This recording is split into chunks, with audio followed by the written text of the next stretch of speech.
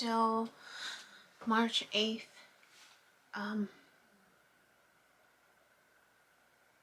So I just finished my class. My it's a preventing sexual violence class, and we have to do a consciousness raising assignment, a facilitation plan, like if we were to facilitate a discussion within a community that I'm connected with. I hadn't given it much thought because I'm literally like just trying to do my notes, trying to do the readings. Like it just feels like this. I hadn't felt like this in a long time in terms of just the flow of my life. Yeah, it's been a while. I think I mentioned that at one point I was like full-time student. I had 4 different part-time jobs, which was equivalent to like a full-time job. And so it's been a while that I push myself like this. So I'm yeah. So anyways, so I've been literally like, I haven't been able to like really plan ahead. It's more of like, what can I get done tonight, right? Not to mention the whole emotional healing stuff that I'm still going through. It's not at the same level as it was before, which I'm so grateful for. Everything's so timely, right? So anyways, so I was more worried about the presentation that we had today in a group, and I was grouped up with a great group of people. I'm so grateful that they were part of my group because I really enjoy the fact that they, one, do the work, right? And their insight, and they're just so bright and you know, thoughtful, and they contribute, which I appreciate. And I'm learning so much from them. And so anyways, so this was brought up today at the end of, just because it's due next week. And so it got me thinking. I hadn't picked a topic of what I was going to do. And so we have to outline an agenda of what this plan, who our audience is, the goals, the prep work, the flow of the agenda, questions for reflection. And then I realized the theme that's been coming up for me in my line of work with my clients is, with the women that I'm seeing, is how oppressed they've been with this view of mental health.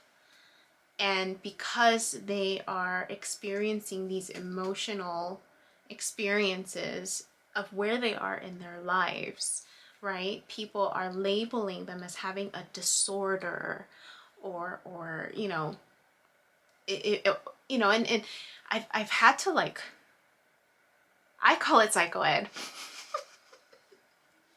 But that's just my way of saying reassuring them, one, that they're not crazy, right? Instead of exploring that, I'm like, no, like I use it as psychoed. I'm like, let's take a step back.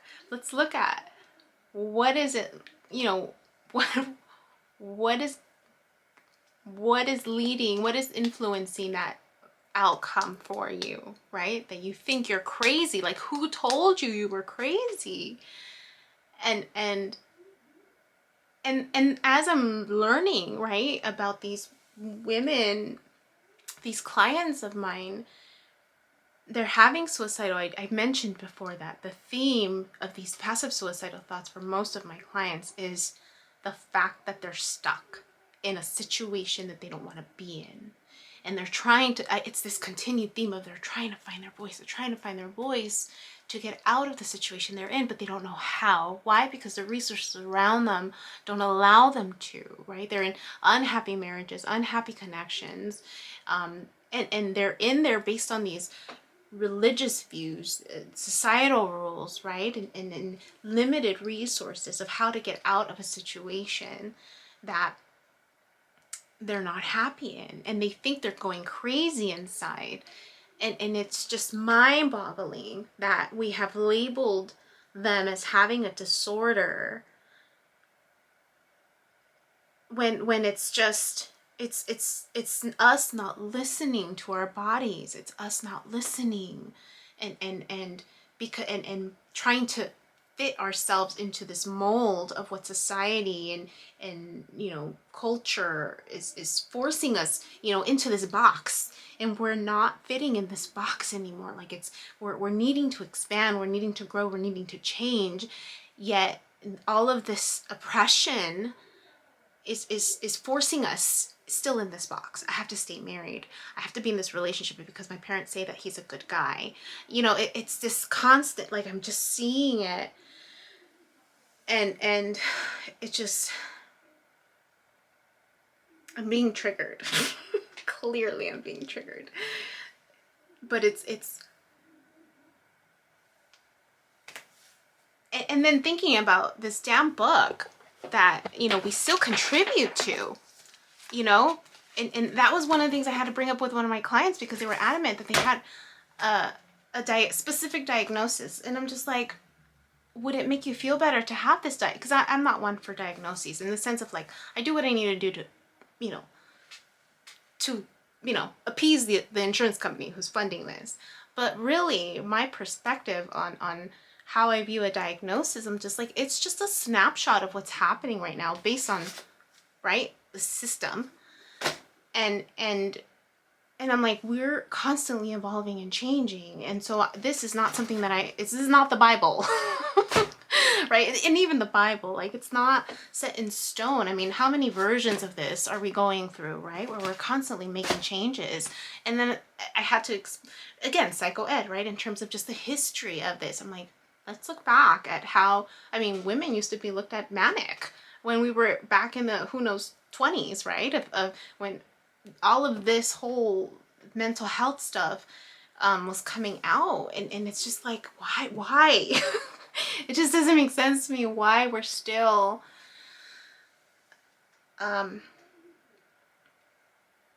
why. I mean, I know why, clearly. It's just, wow. Yeah, that was just a moment right now of just like, wow, how speechless. I'm speechless.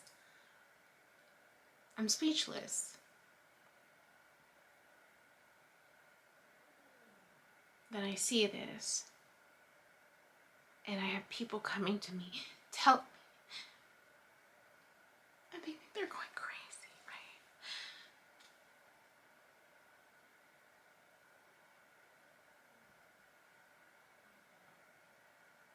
And I was reminded of my friend, and how this whole time she knew that her husband was cheating.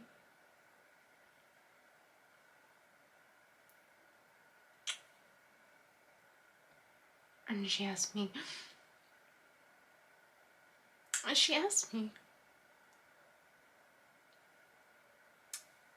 who ended it? And I said, we triggered each other. I said, I wanted to be honest. And he wouldn't let me. I thought he would.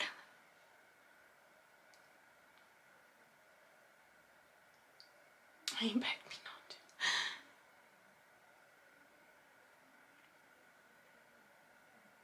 to. And I heard a side of him that I haven't seen before.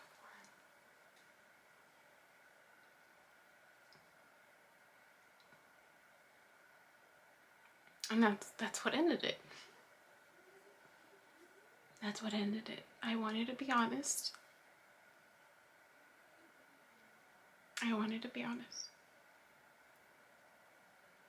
And I guess he must have been gaslighting her before. Because she said, thank you for, when we were talking on the phone, she said, thank you.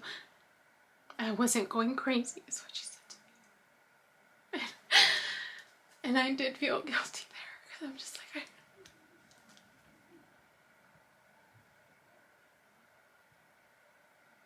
that I contributed to that, that I contributed to that.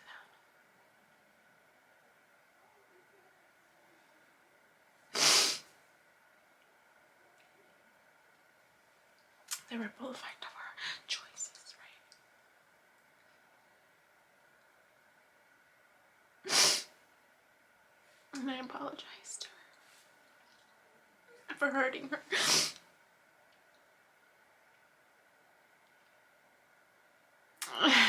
Just, it's heartbreaking. It's heartbreaking to see people think that they're broken.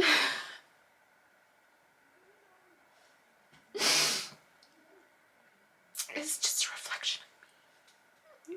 I know what that feeling is like. I know what the feeling is like. And I'm on this end, and so it helps. It helps for me to see their world through their eyes. And I'm just reassuring them. I'm like, you are the expert of your life. Only know the truth for you. This changes. It's not set in stone. It doesn't mean that you're broken.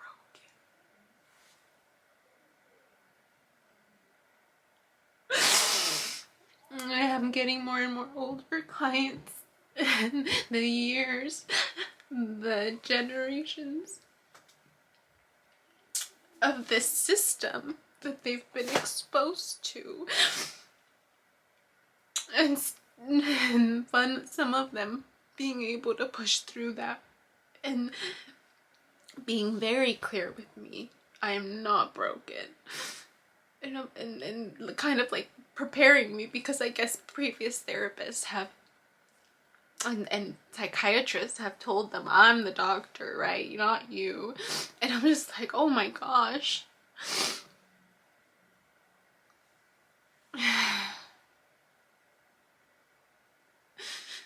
They're not being heard. They're not being seen. It's heartbreaking.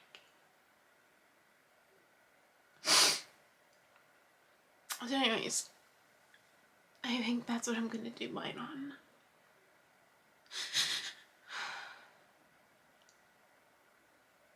That's what I'm gonna do mine on. So I just got triggered.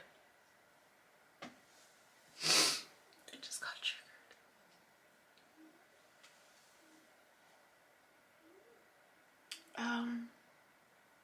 Yeah. Anthem never called me back. I'm gonna try calling again tomorrow morning. As I think if I remember, when I used to have insurance, I'd have to call early and to make an appointment. I hated the automated stuff. I'm like, I want to talk to a real person.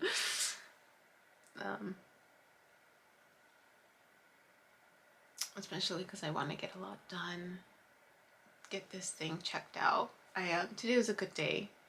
I did the little epi maneuver thing, and I felt it. It's definitely this side, and I did the turning, and sure enough, and now I have to kind of stay up straight and not look down for the day, and I think I need to sleep like that too. So I'll be sleeping sitting up to see if that helps. And but I want to know why those damn crystals are there, what loosened it up. And I need to protect my good ear. But I feel better today for sure, just overall. And just trying to stay focused on, okay, what do I need to do today? What do I need to do today? Trying to keep at bay anything regarding relationships. I'm like, I'm so over it. and even like the dreams too. I'm just like, I'm over it. I'm over it. I don't even want to think about it. Just try to get through the day, what I need to do, the projects I have pending. Try to stay focused. Try to stay focused. Yeah. So that's all. That was getting triggered in me, and I just wanted to document that awareness of just how everything's really kind of, again, right, aligning in the sense of just topics and themes. And I think the video that posted today for me was looking at my self-worth again, right? Before I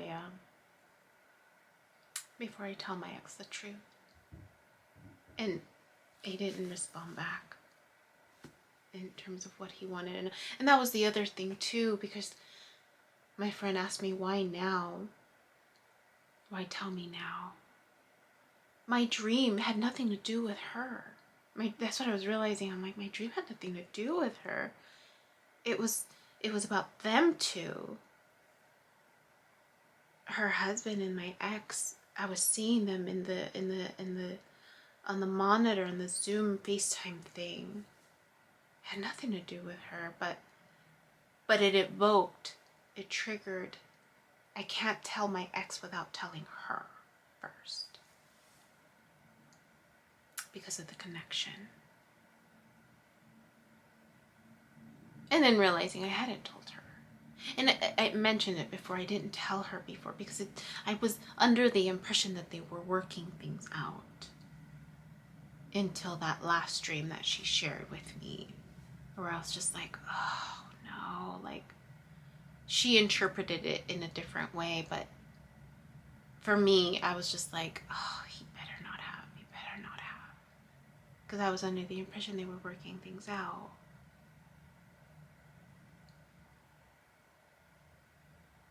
So I hope they're okay, or they're figuring it out. I don't know.